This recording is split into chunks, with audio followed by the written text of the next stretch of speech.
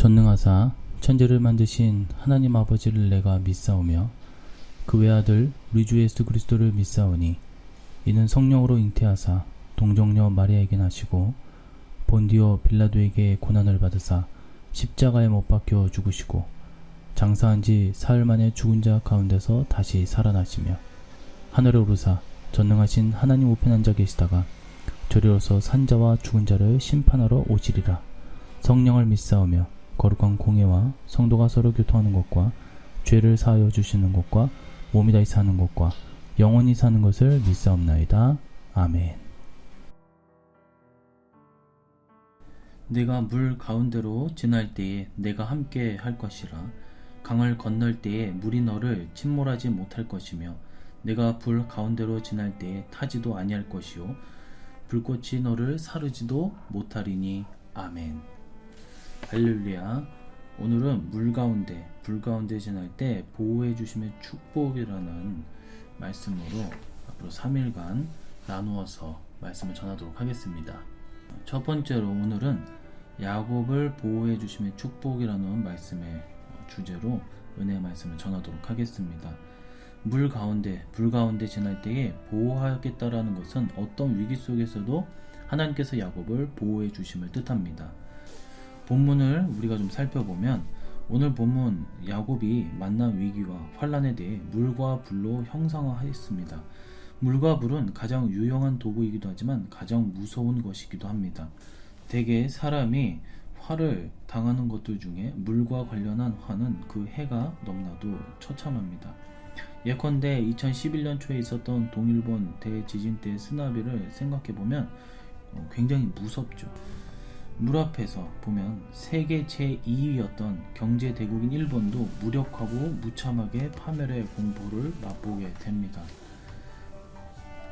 저도 바다로 항해하는 배를 탄 적이 있었는데 그때 망망대해를 가득 채운 물의 위용 앞에 너무나도 무기력하고 공포스러움을 느끼지 않을 수가 없습니다. 그렇다면 불은 또 어떻습니까? 이 또한 공포의 대상입니다. 공포로 끔찍한 대상이죠. 인류가 서로 상해하는 전쟁에서 사용하는 무기들 대부분은 결국 불과 관련됩니다. 불로 인하여 수억, 수십억의 생명이 지금껏 목숨을 잃었습니다. 불로 무기를 만들고 무기에 불을 담아 그토록 많은 생명이 살상을 당한 것입니다. 하지만 하나님께서는 그처럼 무시무시한 환난, 고통, 위기를 대표하는 모든 것 가운데서도 야곱을 구원하셨습니다. 이는 그의 삶, 그리고 그의 후손들의 삶, 그의 믿음의 후손들인 교회와 성도들의 삶과 역사를 통해서 뚜렷하게 입증됩니다. 이렇게 물 가운데서, 불 가운데서 건짐을 받은 야곱이 하나님 앞에 취한 태도는 바로 예배였습니다. 그는 건짐을 받기 이전 위기에서도 건짐을 받은 이후에도 한결같이 예배로 하나님을 찾고 구하였습니다. 오늘 우리도 그래야 합니다. 위기 속에 그리고 그 상황 속에 있을 때에 우리는 예배의 삶을 살아야 됩니다. 왜요? 예배로 하나님을 찾아야 되는 것입니다. 하나님의 도움을, 은혜를 구해야 되는 것입니다. 예배로 다시 한번 우리가 신앙을 되찾고 구원을 확신하고 예배를 통해 하나님께서 베푸신 은혜에 감사와 찬양, 영광을 돌려드리는 삶을 살아야 될 것입니다. 두 번째로 에서의 칼의 위협에서 보호해 주셨습니다. 창세기 32장 6절에 보면 사자들이 야곱에게 돌아와 이르되 우리가 주인의 형 에서에게 이른즉 그가 400명을 거느리고 주인을 만나려고 오더이다. 앞서도 다루었듯 야곱이 만난 가장 절박한 위기는 20년 만에 고향에 돌아갈 때 형 에서는 야곱을 향해 400명이라는 군사로 달려오고 있었습니다. 큰 위기가 닥쳐왔죠. 당시 에서는 자기 수하의 병사 400명을 이끌고 야곱을 향해 달려오는데 20년 전부터 칼을 갈면서 벼르면서 야곱을 죽일 것이라는 그 다짐을 갖고 있다가 마침내 야곱이 고향으로 돌아온다는 소식을 듣고 그를 맞으러 나갔습니다.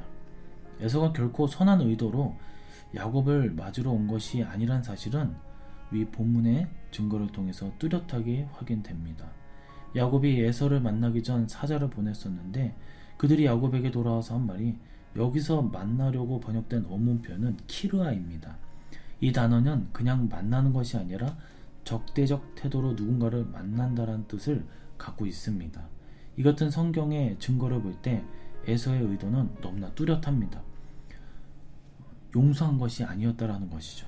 야곱을 만나자마자 자기 군대를 동원해 그와 함께 야곱을 도륙을 내버리려고 한 것입니다. 하지만 놀라운 일이 벌어졌습니다. 야곱이 에서를 만나게 되었을 때 장면을 우리가 보시면 어땠습니까?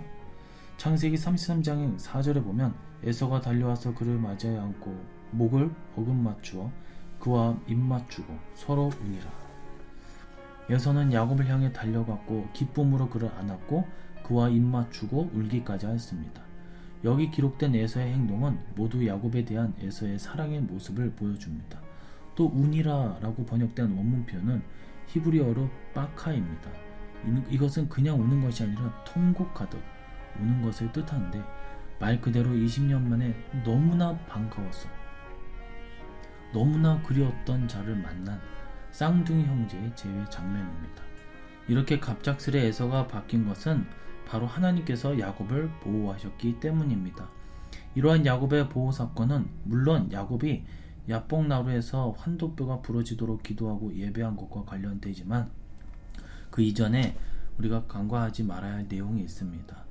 창세기 32장 1절에서 2절 말씀인데 야곱이 길을 가는데 하나님의 사자들이 그를 만난지라. 야곱이 그들을 볼 때에 이르기를 이는 하나님의 군대라 하고 그 땅 이름을 마하나임이라 하였더라. 마하나임에서 하나님의 군대를 만난 사건입니다. 이는 에서가 이끄는 400인의 용사를 야곱이 맞서기 전에 하나님의 군대가 먼저 야곱의 앞에 가서 에서의 마음을 돌이켰다는 의미를 함축하고 있습니다. 하나님께서 먼저 가서 그 마음을 돌이키셨기에 이처럼 에서가 달라진 것입니다. 하나님께서 야곱을 보호하시고자 먼저 움직이셨고 먼저 행동하셨습니다. 이 큰 은혜를 받았기에, 이 큰 축복을 받았기에 야곱은 늘 예배로 무언가를 해결하려고 했던 것입니다. 다른 한편으로 야곱이 은혜를 알고 보호의 축복을 알고 늘 예비하였기에 하나님께서는 한결같이 변함없는 보호의 은혜를 베푸신 것입니다. 세 번째입니다. 브엘세바에서 애굽으로 내려가는 길에 두려워하지 말라 하시고 보호해 주셨습니다. 하나님께서는 브엘세바에서 애굽으로 내려가야 하는 야곱에게 나타나셔서 두려워하지 말라고 하시며 그를 보호해 주실 것을 약속해 주셨습니다.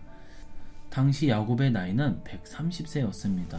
그리고 요셉과 만나지 못한 지 20년 가까이의 날을 보냈습니다. 죽은 줄 알았던 요셉이 살아있음에 감격하였고 하루라도 빨리 그 아들을 보고 싶기도 하였습니다. 하지만 130세가 넘은 그 나이에 지금껏 정착한 땅에서 애굽으로 내려가는 것은 결코 쉽지 않은 일이었습니다.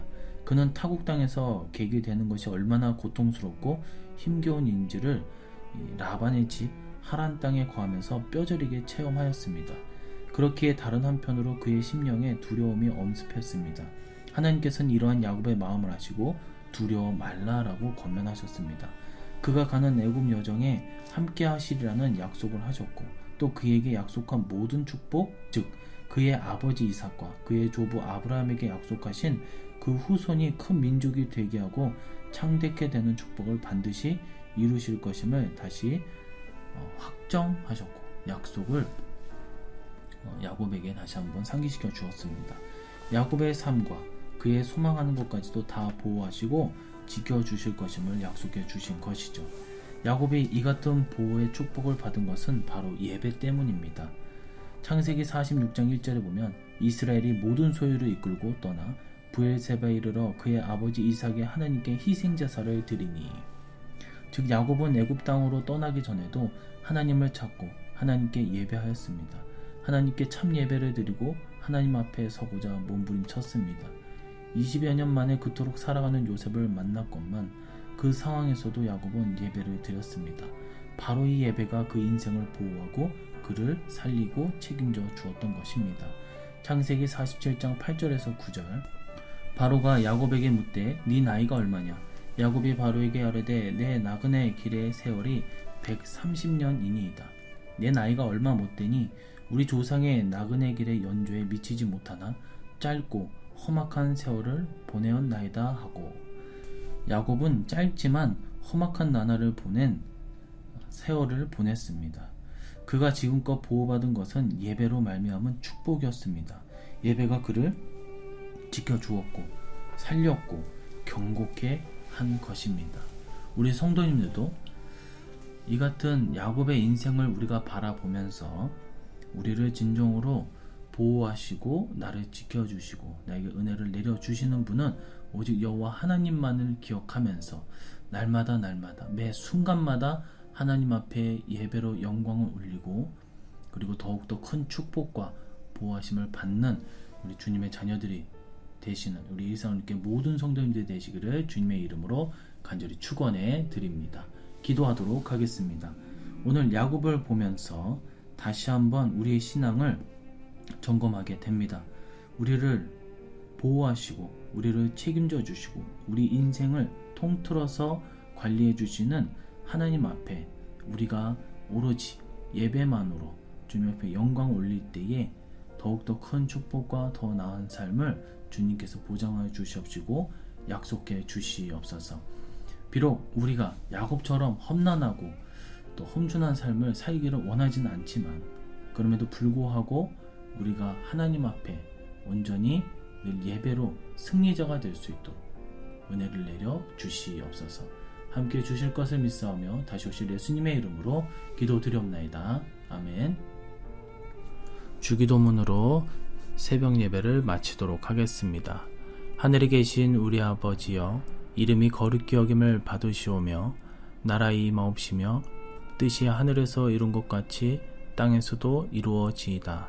오늘날 우리에게 일용할 양식을 주옵시고 우리가 우리에게 죄 지은 자를 사하여 준 것 같이 우리 죄를 사하여 주옵시고 우리를 시험에 들게 하지 마옵시고 다만 악에서 구하옵소서.